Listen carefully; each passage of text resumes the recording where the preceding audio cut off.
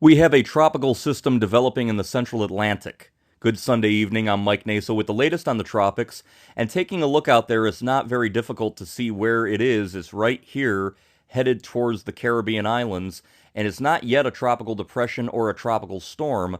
However, it should become one over the next 24 to 36 hours as it takes aim at the northern islands of the Lesser Antilles, and then from there, perhaps Puerto Rico and even the Dominican Republic, and areas over towards Bermuda will also need to watch this system very, very carefully. And that is why they are issuing advisories on a potential tropical cyclone, because we are within the time frame to where we need some tropical storm watches. Here's the latest as of 11 p.m. Sunday night on our potential tropical cyclone 5. Whatever center there would be around 14.1 north, 50.1 west, winds of about 30 miles per hour, which is tropical depression strength, and it's moving very quickly west-northwest at 23 miles per hour.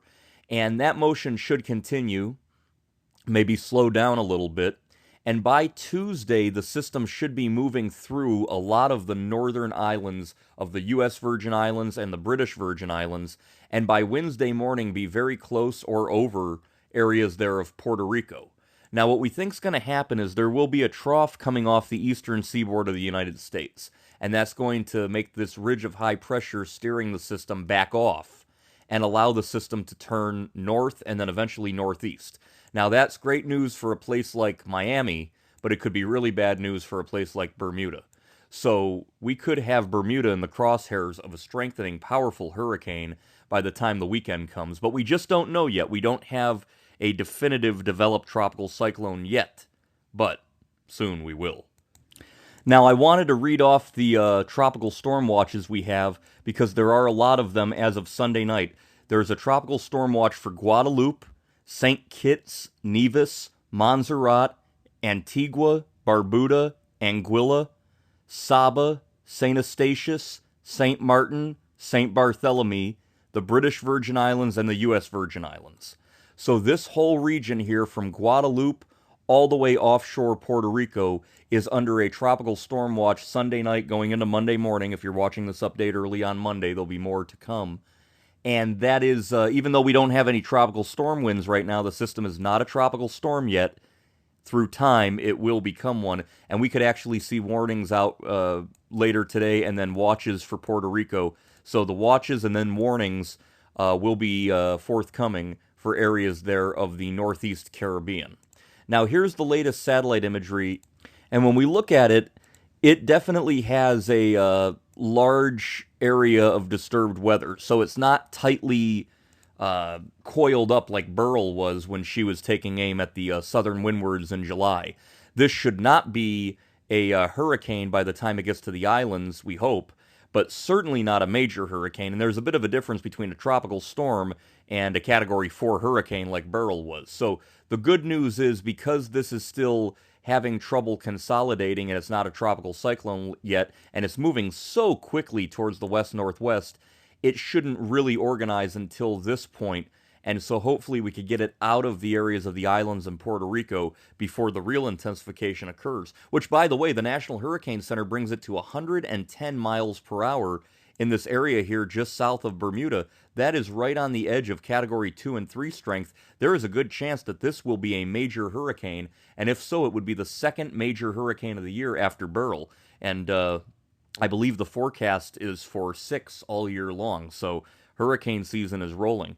I should also note that there is some easterly shear affecting it as the system gets pushed very quickly. It's almost like somebody pushing you and you start tripping. And that's what's happening with this system as it continues to slide to the west-northwest very quickly. It could be impacted by easterly wind shear. However, it should slow down a little bit, carry this favorable upper-level environment towards the islands. The water temperatures, I don't even need to show you, very, very warm, and it should strengthen and have impacts. Rainfall could be a big threat, especially areas here in Puerto Rico. You could have a lot of heavy rainfall, 8 inches or more. This graphic is going to be updated as we get a better determination of what the system is and where it goes exactly, but still, at least 4 to 6 inches throughout the islands. But because of the fast motion, it shouldn't really be a slow rain event like Debbie was for the southeast last week. But this would be more of just a nasty weather event, you know, a tropical storm or even a Category 1 hurricane for areas there of the northern islands blowing on through as the system moves to the west-northwest. Water rises could be a threat right now. They're saying up to 3 feet, 1 to 3 feet, St. Thomas and St. John and St. Croix. But again, this will be adjusted if the system's a hurricane by that time. You would see these numbers increase. So again, this is just kind of the beginning stages of what we think may happen with this system. And where exactly it goes, we can't say either because we don't have a center. This is estimated to be where the center is, but it doesn't really have a quote-unquote center. Once it has a center, it'll be designated a depression.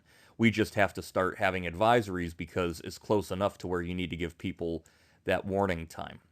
Right now, the Hurricane Center, as of 11 p.m. Sunday, has it moving very close to Guadeloupe and then directly over areas there of Montserrat and then up towards the U.S. Virgin Islands, Charlotte Amalie. So again, these areas are no stranger to strong storms. I remember very, very clearly and vividly, it feels like yesterday, when about 7 years ago, Hurricane Irma went over Barbuda and St. Martin and St. Thomas and a lot of these islands here as a Category 5 storm. Very, very nasty. This is not going to be anything like this. As of now, the forecast doesn't have it becoming a hurricane until it's past Puerto Rico. But, got to be on alert, just in case. Here's the GFS model, and it takes our system over Puerto Rico and closer to the Dominican, and then it kind of makes that turn right before Turks and Caicos, and then heads directly nearer over Bermuda as a very powerful hurricane. That's the 18Z GFS model, and that would be sometime about 144 hours from now. So you've got time in Bermuda, but still. The Canadian model, same type of deal. It takes it north of Puerto Rico, turns it, and then we get that little scary bend back towards the northwest that we sometimes see before the systems officially turn all the way out ahead of troughs off the East Coast. So again, there's a high chance that this one is going to miss the United States, but it's still too early to say that 100%. But not the United States Virgin Islands, not Puerto Rico, not Bermuda, not land masses. So just because it might miss the United States mainland does not mean it won't impact any land areas, including Bermuda or Puerto Rico or the Caribbean islands. The key messages for this as of 11 p.m. from the National Hurricane Center. Number 1, expected to become a tropical storm before reaching the Leeward Islands. We have the tropical storm warnings in effect, watches in effect, and tropical storm conditions could begin Tuesday for portions of that area. Number 2, heavy rainfall. You could have local considerable flash flooding and mudslides for the northern Leeward Islands Tuesday, Wednesday, into Puerto Rico Wednesday through Thursday. And finally, additional watches and warnings will likely be required for the islands of the Caribbean, including Puerto Rico, by early Monday. Interest in these locations should monitor the progress of this system. Again, we'll see these watches expand to the west towards Puerto Rico, and we'll see the watches eventually become warnings. There's the information in Spanish. If and when this becomes a tropical storm, it will be named Ernesto. And this name list, by the way, they came out with 6 different name lists in 1979. And they alternate male, female names. And they only use 21 letters because certain letters like Q, U, X, Y, Z, it was just too hard to come up with names with those letters. You know, you'd have to have 3 female names, 3 male names, then possible replacement names. But nevertheless, we've already gotten through 4 storms, so this is the sign of a pretty busy hurricane season, and we are expected to exhaust this name list officially. So the fact that this could be Ernesto, we still got a long way to go. By the way, I should note that starting with the 1979, when they came out with this name list, this list was first used in 1982, and Alberto, Beryl, Chris, Debbie, and Ernesto were all on that original 1982 list. So we've lucked out to where we've never really had a bad Alberto, Beryl, Chris, Debbie, or Ernesto.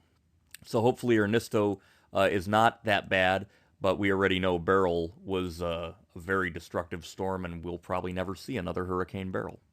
Nevertheless, things are getting active. I'm Mike Naso with the latest on the tropics. Get ready in the U.S. Virgin Islands, the Leeward Islands, the British Virgin Islands. I'll talk to you next time.